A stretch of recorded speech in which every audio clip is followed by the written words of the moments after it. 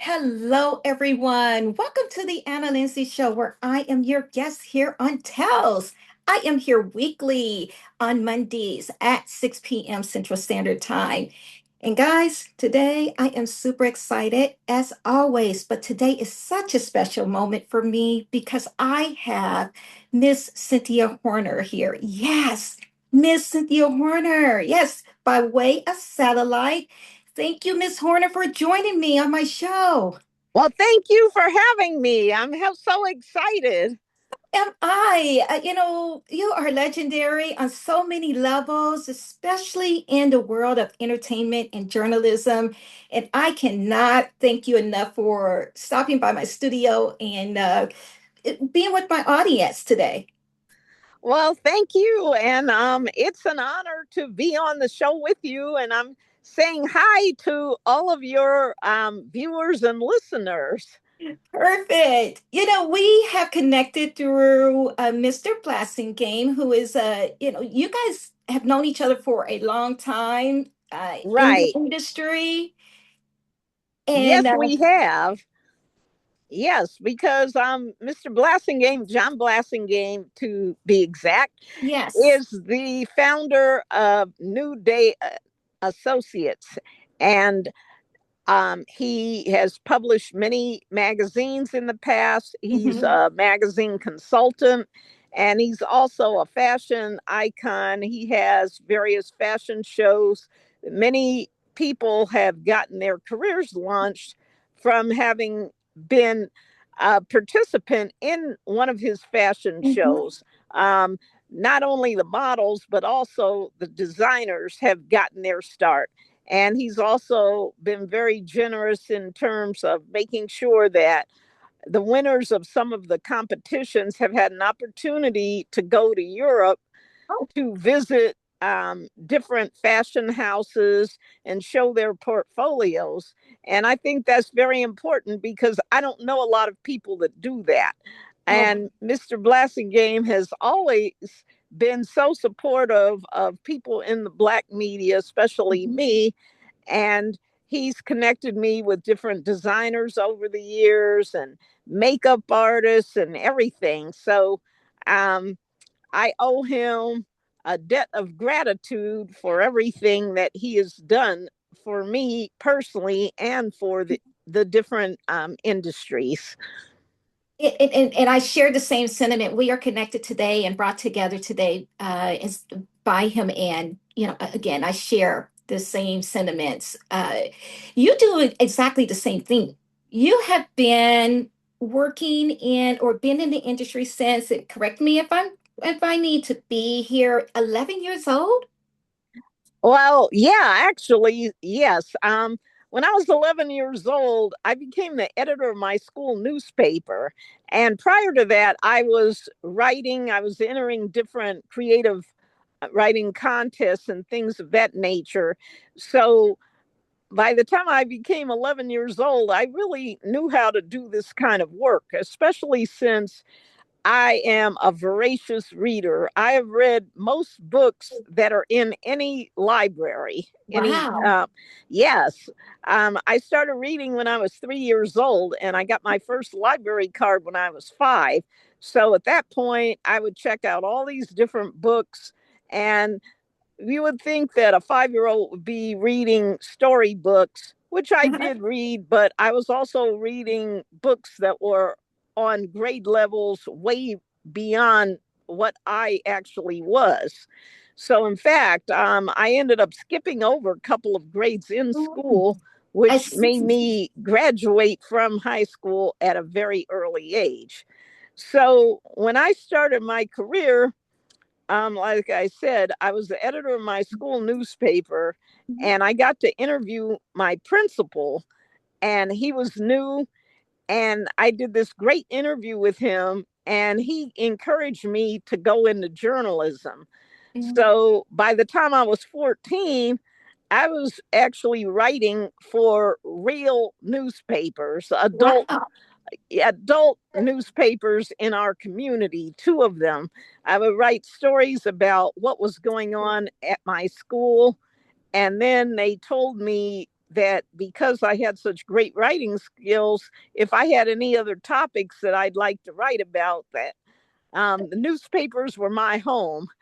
So I did that for a while. And then once I graduated from high school, I went to college where I Mm-hmm. studied journalism, and I was the editor of our school yearbook, and I worked on the school newspaper and the magazine.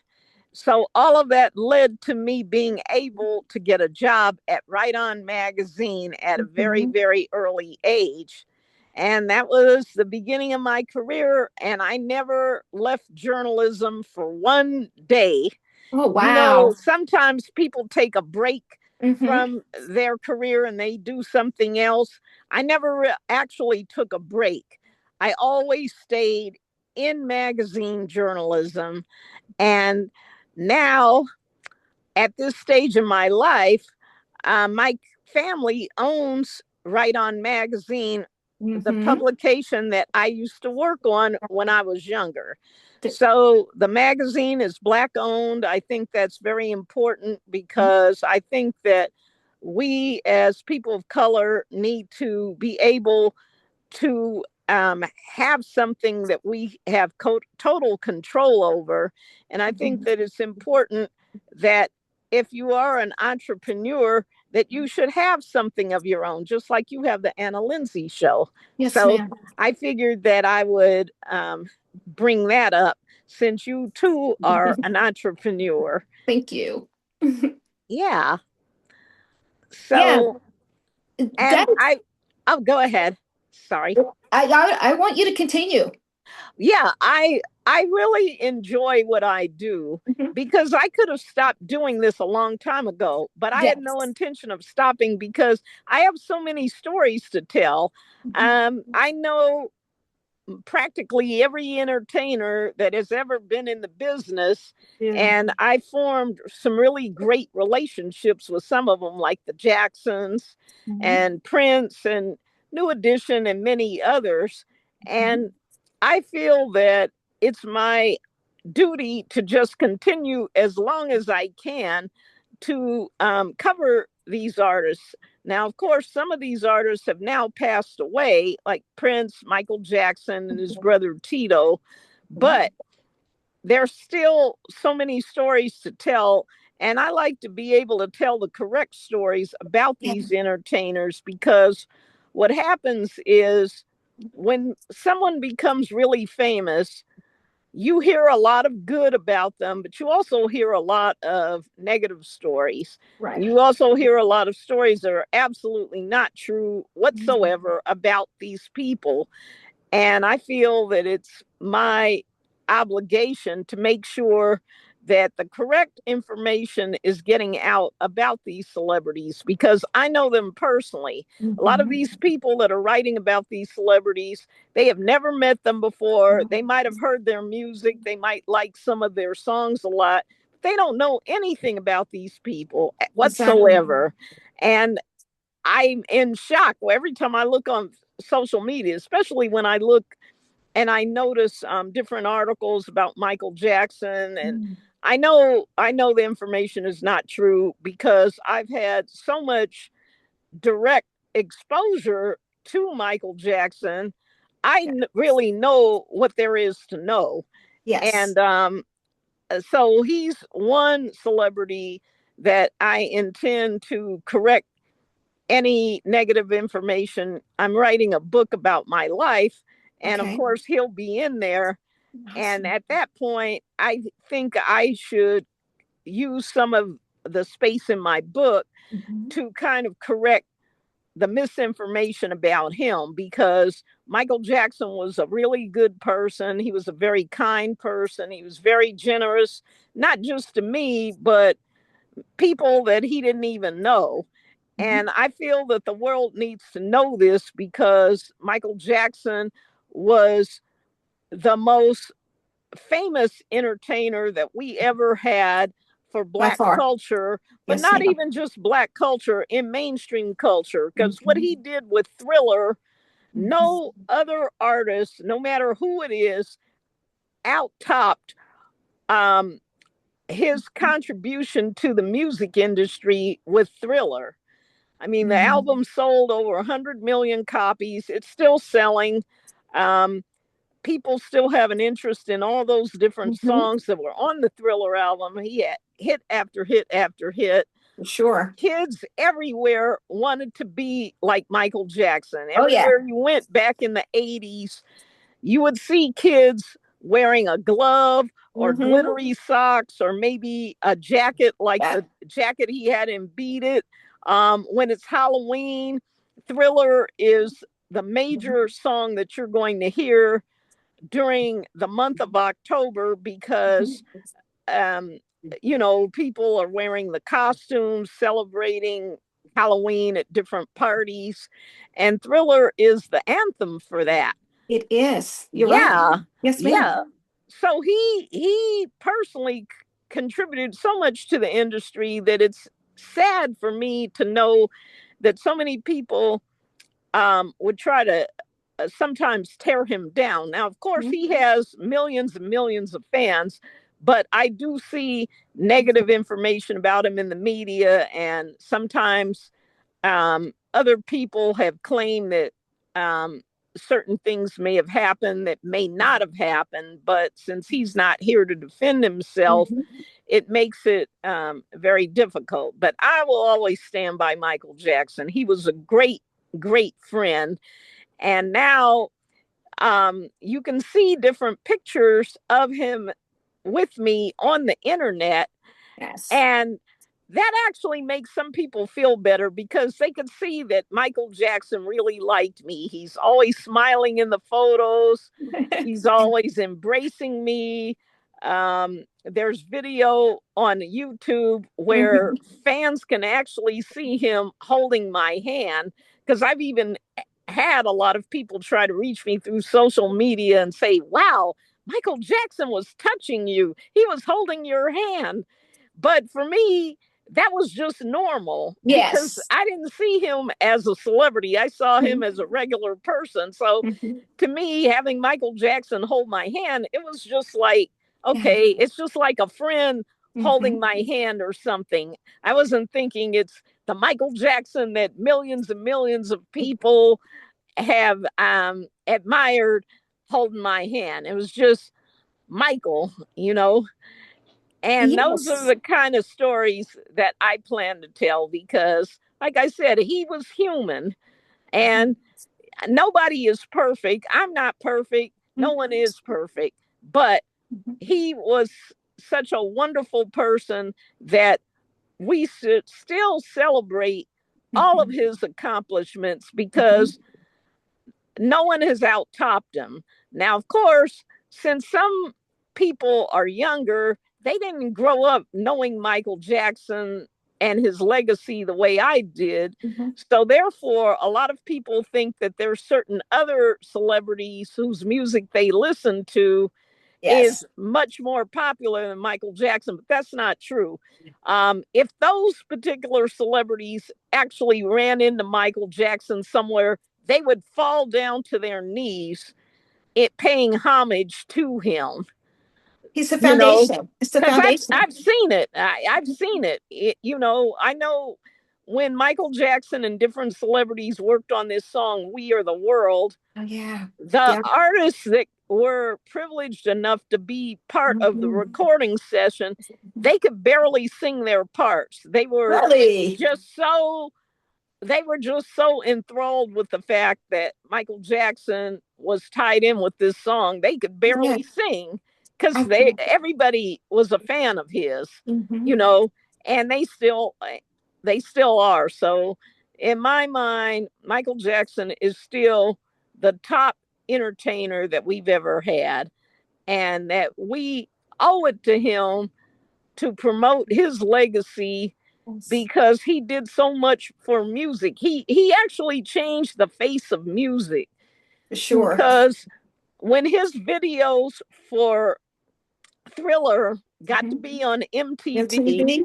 that Yes, was the ma'am. first Yes, time ma'am. that many um, white children, people from other ethnic groups, Got a got Bridget. to see a young Black performer that was doing the moonwalk and all of these different dance moves that everybody tried unsuccessfully to copy. Because there was nothing like it. I mean, Well, every kid in America, every kid in America wanted to be Michael Jackson. yes. I know this for a fact, and they still do. I mean, especially if you go to a concert to see his brothers perform, you're going to see in the audience all these young people wearing Michael Jackson memorabilia, usually a jacket, either the jacket or some glittery socks, because the glittery socks, that's Yeah. easier for people to get a hold of, or maybe a glove, Yes, ma'am. and you'll see them at the concerts for either the Jacksons or Janet Jackson, because she's of course solo. And that's what people do because they appreciate him. So I just want everybody else, all these armchair critics that like to throw rocks at somebody, to realize that Michael Jackson deserves the respect that you would give these other entertainers, because you're not seeing them tear most of these other entertainers down. So why do it to him? You Yes. know, we have to have, and that's something that's important to me. We have to have respect for our culture, because when people have made it to a certain level, don't try to tear them down over one thing that you don't like. Yes, ma'am. Just like people should not try to tear me down. Not That's to say right. that they are, but I'm just Mhm. saying, with the accomplishments that I have made, there Oh, are so yes. many people in the business that have gotten into the business because they wanted to be like me. Mm. You know, Maybe not working at a magazine, maybe some of them are in television or some other field, but I am the reason that most of these people wanted to do what they do. You are. You are. Yeah. Yes. Yeah. So my role in life at this stage is to make sure that everybody appreciates what we have, because if we don't appreciate our people, who do we expect to appreciate our people? We Because appreciate you. yeah, because there are a lot of people who don't want anybody of color to rise any further than they have. Yep. So that's why we as people of color have to be very conscious about how we move and who we are attempting to try to promote or have as our icons and idols. Yes, ma'am. Yeah. Yes, ma'am. And you covered it. I appreciate you speaking on that and sharing your heart with us, because that is one of my questions. Who is Cynthia Horner today? And I heard it. I heard it. I heard your passion. I heard your desire for our people and what you are going to do in the near future with the people that you care about, such as Mr. Jackson. Who is Yes. who is Yes. this? Yes, ma'am. And the Cynthia Horner today is a different Cynthia Horner than when I started out, to some Yes. degree, because when I started out, I didn't know that someone like a Michael Jackson would pass away in his 50s. I always just assumed that Mm. the people that I was writing about would be around forever. Yes, ma'am. And we have lost so many people over the years. We've lost Tupac, we've lost Whitney Houston, we've lost Prince, we've lost Tito Jackson, and I mean the list goes on and on. A lot of R&B stars that had quite a few hits. None of these people are here at this point. They all passed away for different reasons, but um, so when I started, of course, I wouldn't have known that these people would not be around. So when I started my career, my main goal was to just interview as many people as possible and get a lot of good stories. Okay. So the Cynthia Horner then was just interested in meeting people and finding out their story, what kind of good story they had to tell. And the Okay. Cynthia Horner today wants everyone to know that all of these celebrities were important and for us to Mhm. cherish them. So that's the main difference between Mhm. who I was and who I've become. Mhm. Because now I'm like one of the only people that still does this kind of work. Um, Oh, I when I started out in the late mid to late 70s, that we had John H. Johnson, who was the founder and publisher of Ebony magazine. He's yes. not here anymore. A lot of other people that were in magazine publishing, they either passed away or they went into another field. So I feel like it's my obligation to just keep going because I'm still here. In Yes. fact, you have some photos of me that I sent to you Mhm. that you could use for promotional purposes that were taken recently. I had received the Media Icon Award from the Living Yes. Legends Foundation. Congratulations. Yeah.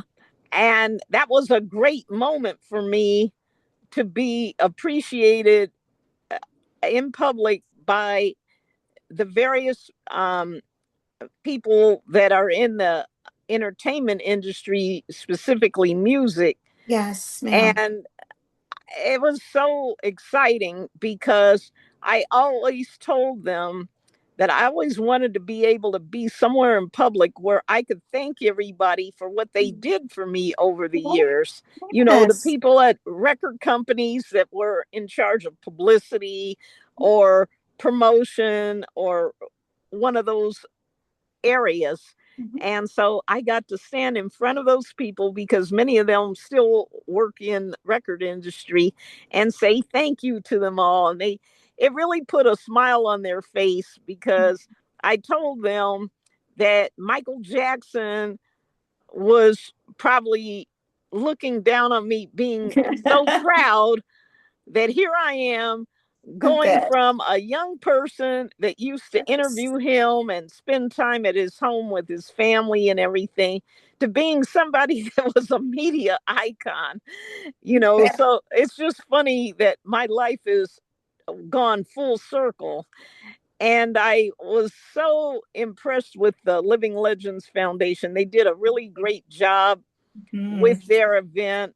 They also honored Jimmy Jam and Terry Lewis. They gave them an award for the fact that they had been in the music business for quite some time and had produced so many hit records for people like Janet Jackson Mhm. and just so many others. New Edition, the Oh, yeah. list of people that Jimmy Jam and Terry Lewis have recorded songs for is so long, it would take forever to even say the names of all those different artists. So we got back together Oh. because I was one of the first people to ever write about Jimmy Jam and Terry Lewis. They used to be in a band that Prince had on Warner Brothers Records.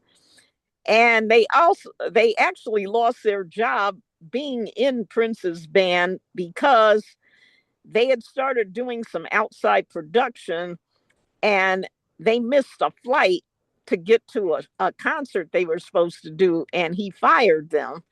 And they were, I guess, a little sad about getting fired, but I said, well, when you have lemons, you make lemonade. You do. So now that you're not in Prince's band, that will give you the opportunity to start working with other celebrities that need music.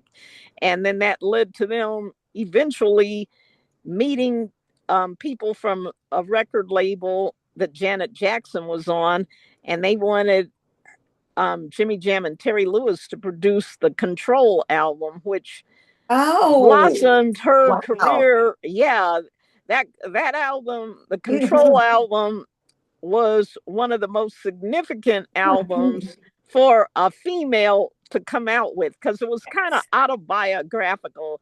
Her talking about, she wanted to call the shots, not Mhm. be controlled by her father or other entities. And they made music magic. So Yes. so I was glad to reconnect with Jimmy Jam and Terry Lewis at that. And I also got to live out my dream, getting to be on that photo agency Getty Images, all dressed Oh, up, yeah, yes. in my long gown. Oh, Yeah. And there were all these media people on the red carpet that wanted to talk to me because of the fact that they knew who I was and they used to read the mhm. magazine, and they were so excited to see me out there. And it was just funny for me because I'm used to being on the red carpet trying to interview people. And in this Yes. case, I was the person being interviewed. So that was actually a lot of fun because I had on a lot of good makeup. My friend Riska Crowder did my makeup, and I said, make me look glamorous so I don't get edged off the red carpet by the different actresses that are coming. And she Yes. said, don't worry. And I shut down the red carpet. People were like, oh my God, look at Cynthia. Every day, people who see one of those photos, they actually Uh-huh. get in touch with me to say, oh, you look Oh, you so did it. beautiful. But she didn't even have to put that much makeup on me. No. I didn't want it. I didn't want it overdone. I just wanted to make sure that I could compete with everybody else that I saw on the red carpet.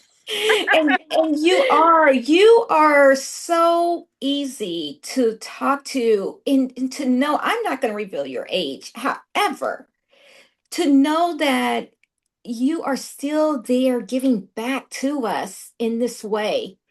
I heard you once say that on the red carpet, or like to be known as Diana Ross of journalism. What does that mean to us?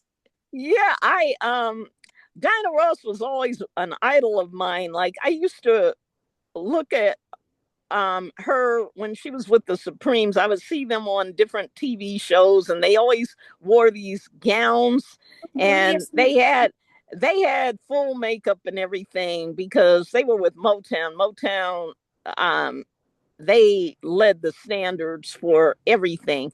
That's true. And I always said, wow, I wish I could be like Diana Ross, because I would look at her. We had similar skin color Mhm. tones.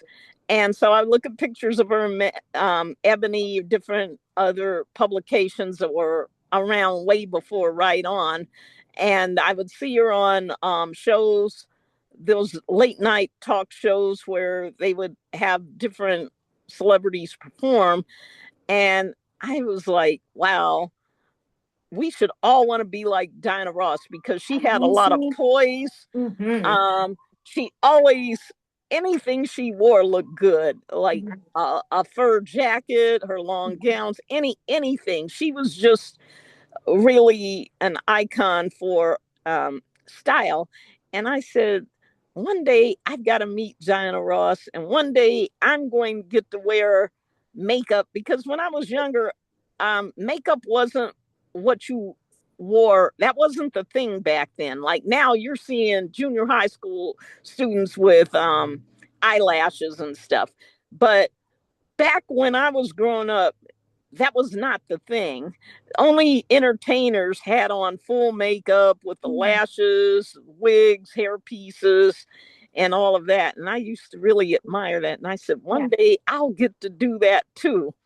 And it wasn't until recently that I've really been um, in that capacity. Yeah. So, I always felt like I was photogenic, but Yes. I Beautiful. also wanted people to respect me as a hardworking journalist. So I Hmm. wasn't really into that glamour like you might see some of the influencers or the YouTube stars that we have right now.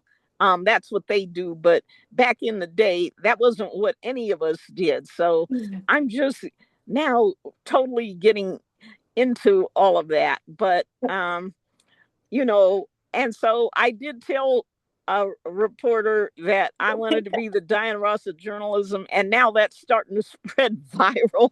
So that's why I said I've got to make sure that when a lot of people are going to see me, I have on full makeup. Yes, and we're but loving but it's that. yeah, it's just not feasible every day of the week. Mhm. But I agree. I do, yeah, and like I said, I am a working journalist, so You therefore are. I don't have time to spend all this time trying to put on lashes and stuff like that. Some of that's not even good for me. I'm allergic to a lot of products, so I can't just wear makeup like that all the time. But yeah, but it is fun to sit in a chair and have Mhm. people make a big fuss over you. And Yes. I like to see what colors the different makeup artists use on me and that kind of thing. And it is fun. It is. But Well, but working as a journalist is the most fun for me. oh, yes. I love doing interviews. I love creating the articles. I love creating headlines. I love Mhm. matching up the photos with the articles. I'm just really into that. That's second nature to me at this Yeah. point. Yeah. Yes. So, being that it's full circle, right on, and you started as an editor in with the Right On magazine, and then Hmm. now you're owner of it, you and your family, as you mentioned. Are you Right. still hands-on with the actual publication, the process of the magazine? Well, right now we are digital, so people Yes. can see it on Yes. rightondigital.com. We are going to be putting out some print issues that you will be able to find maybe at a Barnes and Noble or places of that nature in 2026. Oh, Um, great. we want to do some tributes, of course, to Micheal Jackson and to some Mhm. other people that have passed away, because I feel that Whitney Houston and some of these other people had not gotten the coverage that they deserve either, because the public, they keep moving on to other celebrities, but these celebrities are the reason some of the other people that are on the Yes, charts now for sure. have been able to break through, Yes, because ma'am. I've interviewed different R&B singers, and they told me they learned how to sing from Mhm. listening to Whitney Houston recordings. They would Mhm. study what she was doing vocally. They would watch the videos, to give them a little more context. Mhm. And if you ever wanted to hear a fantastic female singer, it would have been Whitney Houston. Oh my So goodness, for she sure. she deserves more her flowers too. And Yes. she was actually a friend of mine. Mm, I did not attend her funeral services because I'm not really someone who feels comfortable at funerals. I'm a very emotional person, I and get it. I get the it. tears would have just continued to Yeah, flow. But I I get it. do have I do have her program from her funeral services that someone brought to me, because they understood that I just couldn't face Mhm. being there in person. So I Mhm. have that program book. I just looked at it the other day, Mhm. and I really wish she was still here. Um, I know that a lot of these celebrities had different problems, and um, things of that nature, which have contributed to them not being here. But Mhm. I want her legacy to be celebrated, because she was Yes. definitely the greatest female singer, just like Michael Jackson was the greatest male singer. She was the greatest female singer. And if you look back at some of her projects, like The Bodyguard, for example, Mm, The yeah. Bodyguard Mm, sold 26 million records as soon as it was released, because I Yes. was at the press conference that they had for it, the release of the Bodyguard soundtrack, and Clive Davis, who was the head of the record company she was with, which was Arista, they made that announcement because Whitney Houston was so popular at the time the movie was being released Mhm. that people in these different countries were all ordering the album, because that's what you called them back then instead of CDs. Remember. And nobody had accomplished anything like that, especially at her age. So she's somebody that we will continue to give recognition to, because she certainly deserved it, as well as others. Yeah. So that's what we're doing now. And I also plan to do some podcasts. I have a book Oh, coming out. yay. I also am working on some children's book projects, Okay. because when I was little, my dad used to read stories to me like The Three Little Pigs, Yeah. Yes, ma'am. Snow White and the Seven Dwarfs, and Yes, all ma'am. that. Yeah, I used to get to hear those stories. Those were not stories by people of color, but that's what we had at the time. That's true. So I'm coming out with my own books that other children can relate to. And a book publisher told me that I should have a children's book about myself, about Oh, I agree. interviewing different celebrities and all that. This book publisher had told me that they thought that would be a good idea, because of the fact that there are a lot of kids that know about different careers, like being a police officer or maybe a nurse or a teacher, Mhm. but they don't know that much about people that write. So maybe that could be a storybook about me and the journalism angle, so I that can see other it. kids will know, because our people need to know more about reading and writing. We have fallen behind. And I can see.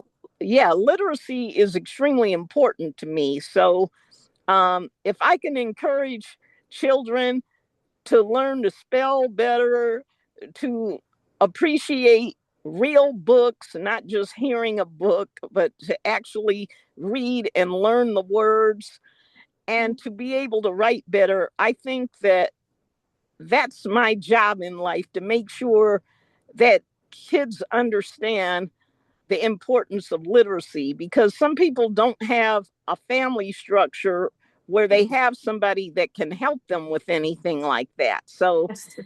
whatever I can do as a mentor, Mhm. whether it's in person or by some other means, I certainly want to help these children, because there was a time when Black people could not, they were not supposed to learn how to read. Mhm. When you were a slave, they didn't want you to read. Sometimes if you worked in the house and you were like assisting the slave the slave owner, they might have wanted you to read so that you could take care of different errands that they needed run. Mhm.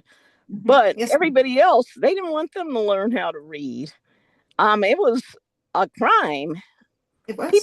People were actually punished Mhm. because they were trying to learn to read. And that's what I think, that that's an important story for kids today to know. They don't know what our ancestors went through, for us to even get where we are now. Mhm. You know, And that's why we appreciate you. yeah, We appreciate you so much on so many levels, Miss Horner. because we have people that died for our right to vote.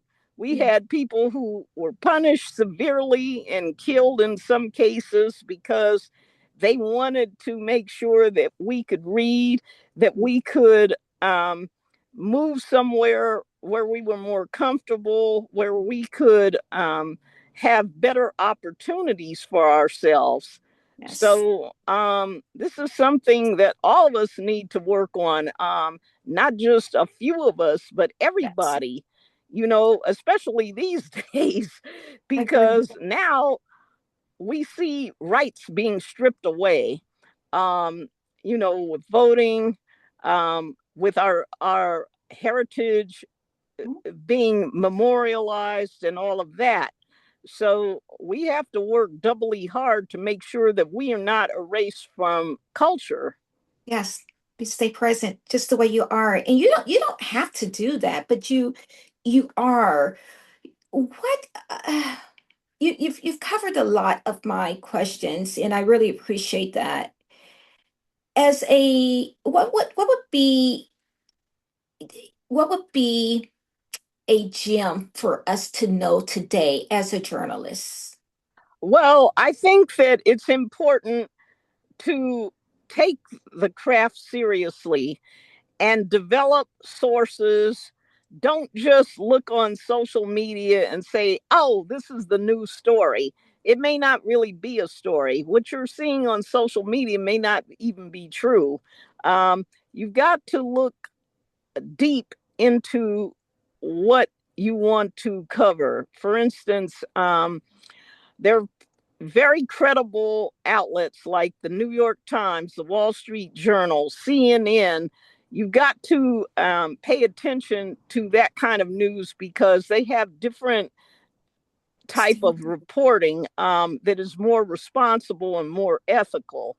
You can't just go on YouTube or TikTok or one of those outlets and just say, oh, I'm going to write about this or I'm going to cover this because this is what these people said happened. How do you know that it's true? You need to verify things because I'm getting upset now because I'm seeing on Facebook a lot of times people are reporting, these are just regular people. They're not journalists. They are putting on social media that somebody might have passed away, and that Oh person is not. yes, And the people are yes. still alive. I've been I've seeing them even as well. I've heard that I'm not around, Oh and I'm my like, goodness. where is this information coming from? Don't So don't that's what I'm saying. People have to really check out their sources. That is very, very important. You cannot go by what you heard. You have to verify things because what people don't understand is once misinformation is out there, it's hard to take it back because you can yes. try to put up a post or whatever it is, depending on what your medium is, and say, Yes. okay, I made a mistake. But Mhm. it's on the internet, it's already out there. And people's families are affected by all of this because sometimes there may have been a tragedy and you want to be the first to cover it. You don't Mhm. have all the details. It may not be true at all. And people's relatives may have heard about this. This is devastating. And so you've got to put yourself in other people's shoes when you That's are true. a journalist and you have to think about, Mhm. does it mean that much to be the first to get the news out? Or And would it mean more to wait and get the story right, get yes. some quotes, maybe get a statement from somebody that's an official source?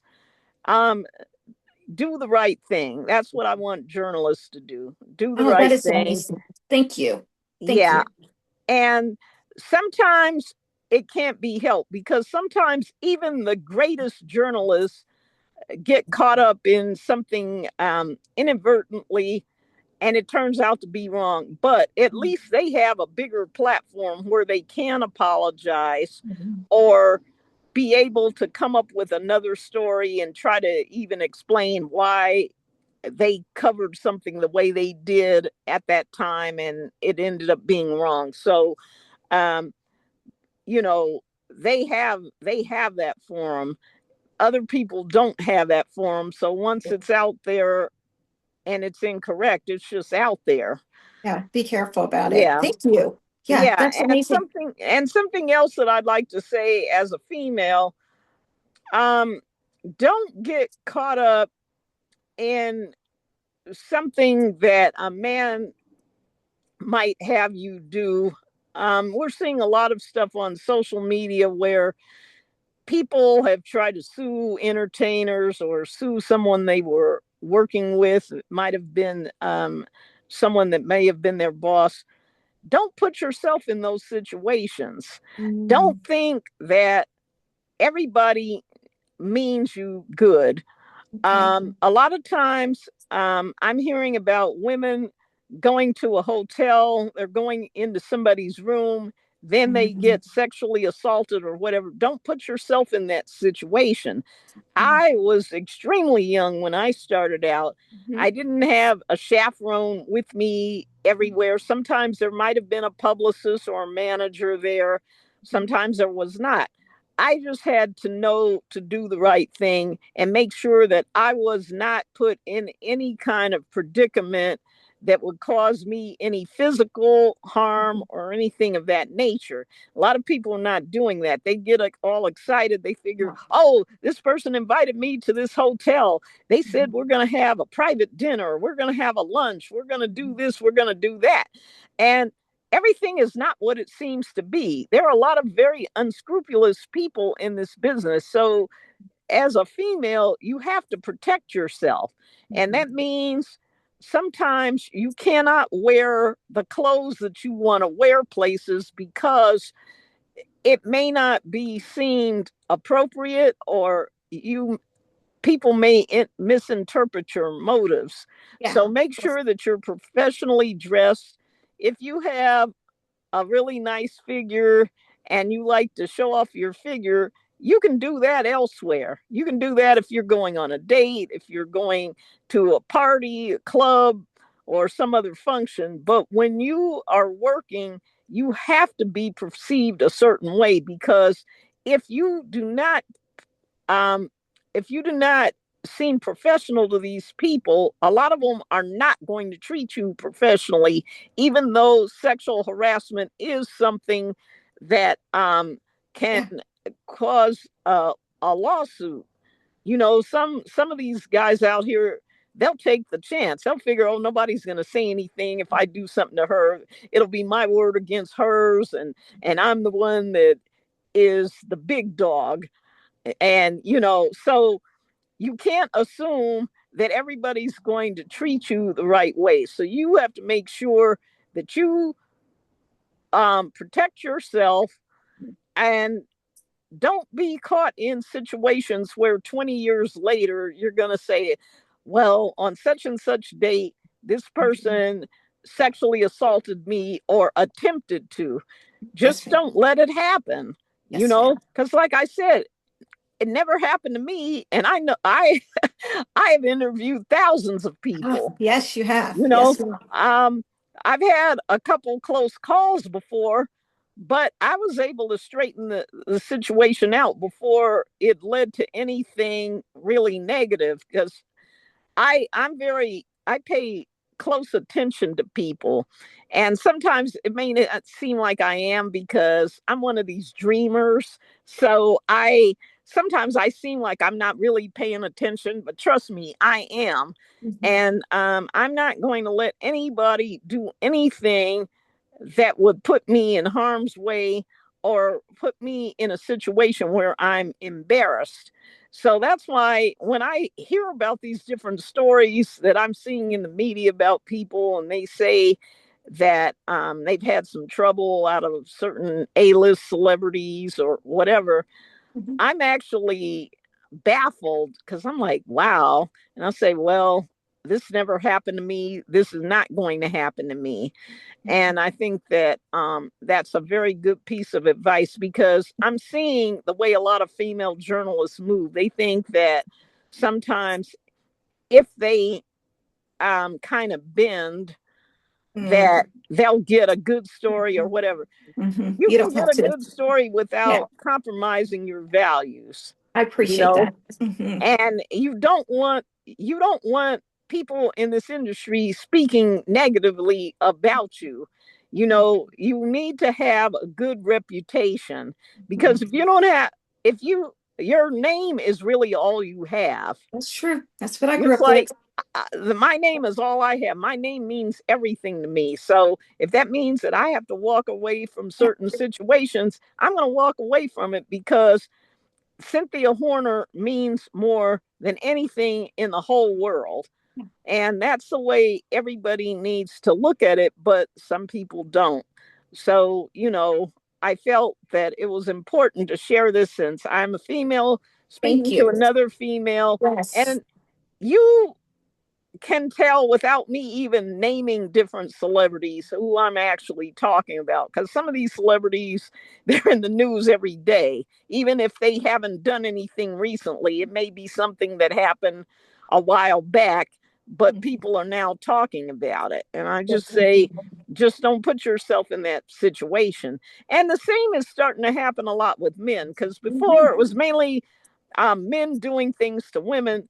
It could be at this point a man doing something to another man. That's So the same advice that I'm giving to females, that information goes to everybody. it does. It's applicable to us all. It's applicable to young people. It's a Mm. it's applicable to older people too, because just because you're older, that doesn't mean that you're not going to be in a situation where somebody is trying to disrespect you or assault you or whatever. I mean, if you think about it, human trafficking is on the rise. It's That's not right. falling. And human trafficking and those types of issues, they happen to all kinds of people now. It's happening to little kids, it's happening to teenagers, it's happening to women in the working world, men in the working world, it's happening to seniors as well. It's true. So everybody has to take heed to the advice, not anybody that just fits into a specific age group. Yeah. And we couldn't get any better than this, coming from you, a legend in the industry, not only in publication, but the industry itself. So we really appreciate the gem, the advice, and what your heart is saying to us right now, because I believe that's what I'm hearing is your heart towards. Well, Well, yeah, thank you. I'm a straight shooter. I'm somebody that just calls it as it is. And Yeah. I'm a very truthful person. And I do want people to learn, because I think that those that are listening or watching or whichever medium they use to follow your brand, Yes, ma'am. they were going to feel very empowered by this, because you're not going to get this information from a lot of No, people. no. I know that for a fact, Nope. because if I were to ask somebody these kinds of questions, I know there are very few people that would give me the kind of information that I just gave to you. And I People just appreciate don't do it. it. They either don't have the knowledge, or they don't really feel like helping people. They don't they don't Yeah. care. They don't care. This is what has made you who you are throughout the years for so many. I the first meeting you, we conversed on the phone. You are like a auntie. The auntie, you're so humble and inviting. Do you think that's part of the reason why you have been so successful in the Oh, industry? And I know we've talked a lot, and I'm just hoping you come back on my show. oh, And sure, I will. You are absolutely correct. You hit the nail on the head. That is why I have been able to get all these interviews and form these relationships with these celebrities, because that's what they notice about me. They, starting with Micheal Jackson, when I first met him, one of the first statements he made is, "Wow, you're so humble, you're shy, Mhm. you're this, you're that." Um, and they all feel like that about me, and that's why they welcome me into their homes, because they felt I was trustworthy, that I Good. was a person of ethics. They felt like if they needed to speak to me about a confidential matter, that I would not discuss that matter with other people. Um, you know, this is the way I was raised. I was raised to be humble. My mom and dad taught me that from an early age. My dad passed away 4 years ago. My mother is still living. She reads all my interviews. She likes to look at all my recordings. She'll be listening to this interview. And my mom keeps me grounded as well. And I'm not too I'm not too old to get turned over her knee. No, she, no, she yeah, I'm one of these people where um I've been very fortunate to have had this type of family structure. Yeah. Yeah. And it has really opened up so many doors because one of the first big interviews I ever did in my career, it was before I worked at Right On. I don't know if you're familiar with Charles Schultz. Charles Schultz is the Yes. creator of Yes. Yes, ma'am. Peanuts. Yes, Yeah. ma'am. And I met him at a conference and I asked him, could I interview him? I just wanted to see what he would say. And he said, you seem so humble and shy. He said, I'm humble and shy too. He said, I never do interviews. I'll let you interview me. I almost fell over. And so we got to go to his studio where he was creating some of the comic strips. And because Wow. back in those days, everything was drawn by hand. Yes. Now Yes. you've got computers that can help you with all of that. But he allowed me to come to his studio. I was living in California, in Southern California. And so he allowed me to drive to Northern California with a friend. And we borrowed my dad's car so I could do this interview. And he let me stay there for a few hours. I got to see how he would draw these comic strips, and Wow. he even autographed a comic of Snoopy for me, and he put a little heart on it and said, "I love Cindy," because my Oh, nickname is Cindy. That's what most people back in the day and my relatives all call me. So yeah, but it was because I was humble that he let me into his life, and he was just so important to me because I love cartoons and all of that. And he actually made history by having the first African American character that was a person of color. Yeah, so he had one of those kids in his comic strip collection too. You know, that's along with Lucy and Linus and Charlie Brown and Snoopy and all the rest. Yeah, but that's my being humble is why Michael Jackson liked me so much. And mhm. he would always tease me, he'd pull my hair and imitate my voice and all that. But yeah, that's what the celebrities really like about me. And they also feel that I ask really, really fantastic questions. Every time I interview someone, one of the first things they say is, "That's a great question." And then Mm. a couple minutes later, they'll say, "That's another great question. How do you come up with all these great questions?" I said, "They just pop out." Yeah. Yeah, they just absolutely pop out. And they always say it's the best interview that they ever had, and they don't even want me to leave. Like if it's in person, they definitely don't want me to leave, and if it's on Zoom or telephone, they don't want me to leave either. It's like they'll say, when are we doing another interview? So Yeah. yeah, that's how people feel about me. I Yeah. love it. I love it. And that's the impression that I received. Why, again, gosh, this time is getting away from us, but why publication? Why magazine?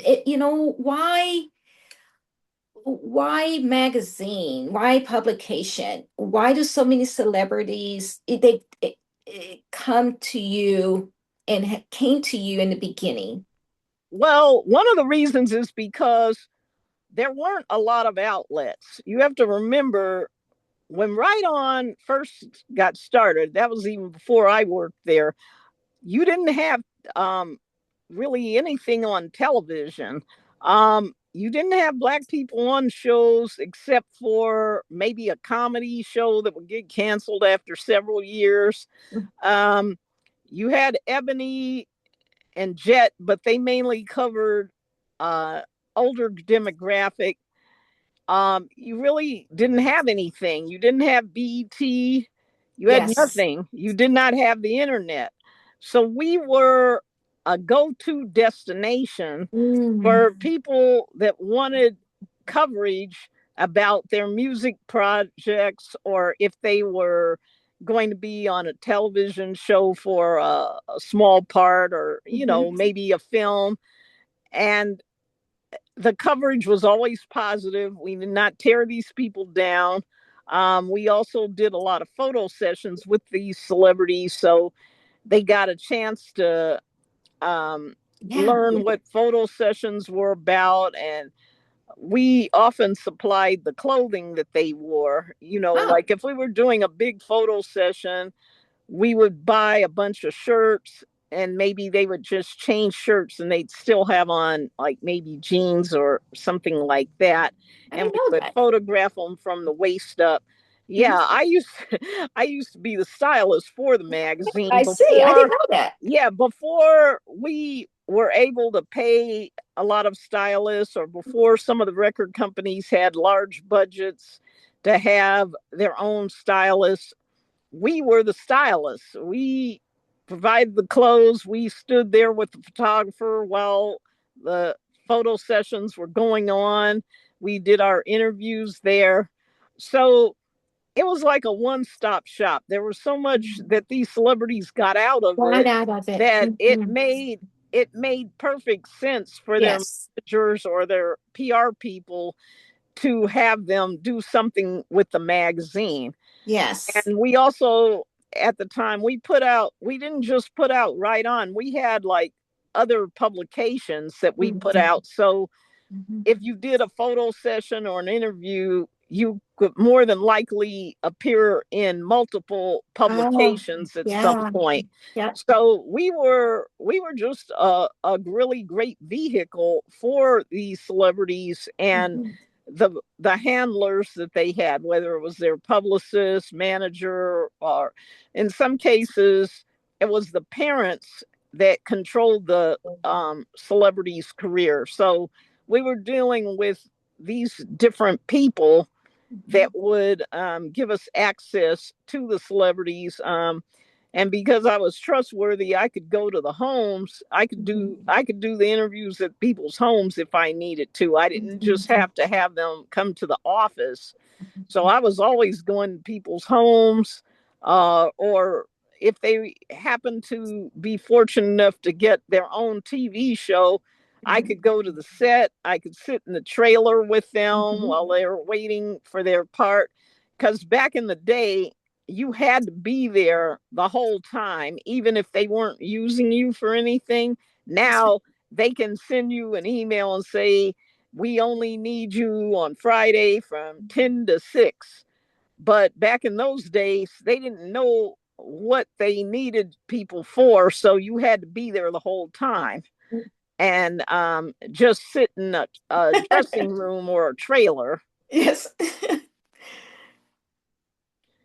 Yeah. Yes, Lord. So we always had access to all of these celebrities, and the celebrities really enjoyed it. They felt like I always made a big fuss over them. See, some of these people that are around today, that might be like involved with social media, they think it's about them. For me, Yeah. it was always about the celebrities, Yep. Yep. and I always made a huge fuss over these people. Mhm. And they enjoyed that because a lot of these people felt they were working hard, but they didn't think that a lot of the media really appreciated what they were Mhm. doing, but Okay. they knew that I did, Mhm. and it was genuine. It was not anything phony. It wasn't like me feeling like, okay, I'm being nice to them because they're so and Yeah. so, and then Yes, talk ma'am. about them behind their back. I wasn't like that. Yes. I genuinely cared about all these celebrities, and that's why it makes Mhm. me sad now that so many of them have ended up in trouble. Yeah. Because I kind of look at them as my nieces and Mhm. nephews I and can see little that. brothers and little sisters. and some of them are incarcerated.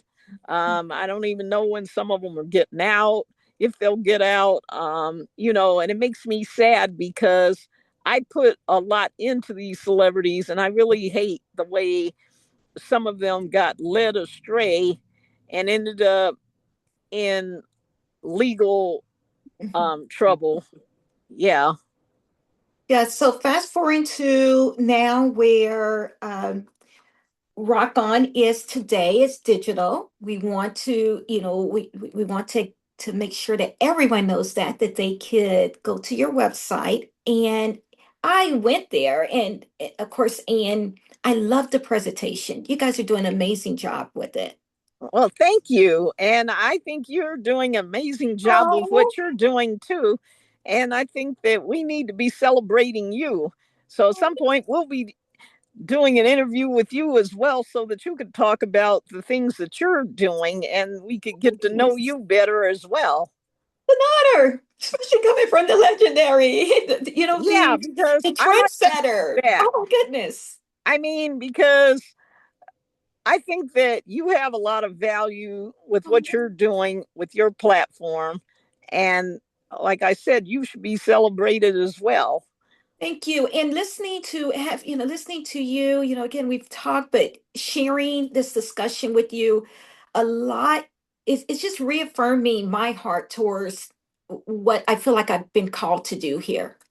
Hmm. The aspects, the tips and the gems and the advice that you're giving us today. And I appreciate it because again, it's reaffirming how I feel about again the platform, people, and my mission. So coming from a great like yourself, thank you. Okay. Again, thank you for sharing. Because you're giving back. You don't have to. You've done everything. You've done enough for our culture to be able just to and you to be able just to just do what you want, but you are still here interviewing and sharing and giving as much as you can to us as young journalists and those who are stepping in, trying to step in the shoes that you wear. And speaking of helping journalists, I was just elected the president of the New York Association of Black Journalists. So my term begins January 1st, and Wow. our chapter, the New York chapter, has 300 over 300 professional journalists. Some of the people that are on different television networks as on air personalities. We have podcasters. We've got people that work at local media and places like the New York Times and My goodness. Wall Street Journal, Newsday. So all of them are in our chapter. In fact, we just had a holiday party 2 days ago. Yeah. And you're the president. Yeah. Congratulations. Thank Kudos. you. Yeah, and I'm excited about it. I'm no stranger to leadership, so No, I can, I got this. you do. You Yeah. So do. yeah, And we're and honored for your leadership. I'll be able to help a lot of journalists in terms of mentorship. We Yes. have a lot of people of color that are losing jobs at different networks, and Mhm. we have to help these people. We've got to make sure that they land on their feet somewhere and that they can still be part of the culture and Mhm. still be reporters if that's what they choose to do. We cannot allow anybody to erase us. And Yes. we're not, I'm very firm about that. And I do have a Yes. lot of relationships. So we will be working on trying to help some of these people get jobs. I also have an internship program with high school students of Yes. my own. And the New York Association of Black Journalists has a program for high school students where they get to meet different people in media and create stories and all that while they're part of the internship program called First Take. So I'll be helping everybody. You are still helping everybody Yeah, and looking as young as ever. Oh my goodness. I said there's no yeah, way. There's no yeah, way. Just the life that you have and that shines through you. And I can see why. I can see yeah. why. Because the more you give, the more you receive, right? Right. And it's funny because when I first started out, I never thought that decades later I would still do this. I always thought, okay, I'll work somewhere for 2 or 3 years and then from there I'll do something else. And I never really did. I Yeah. just added additional publications on to what I Mhm. was doing. That's all. And, but it's been a pleasure talking Mhm. with you. Thank you. Yeah, I feel I learned a lot about myself from talking to you. Oh, that's awesome. That's awesome. And that's an honor just to hear that from you. Oh my goodness. I'm so full right now. I really am. Gosh, don't want to, we'll just have a part two and three and just continue our relationship. And again, just know that we love you. We love everything that you have done for us as our people. Flowers right now. And I just can't say enough of how appreciative we are of you and your contribution to us, the world. Well, thank you again, and I hope you have a wonderful day. Okay, thank you. Okay. Well, Uh, you guys have heard it. You've heard it from Miss Cynthia Horner herself, trailblazer. I really appreciate when the legendaries come back and continue to share and guide us with their experience and their expertise and their love. So, you guys continue to tune in to the Anna Lindsay Show. We will see you soon. Talk to you guys later. Bye. okay, bye. Bye, Miss Horner.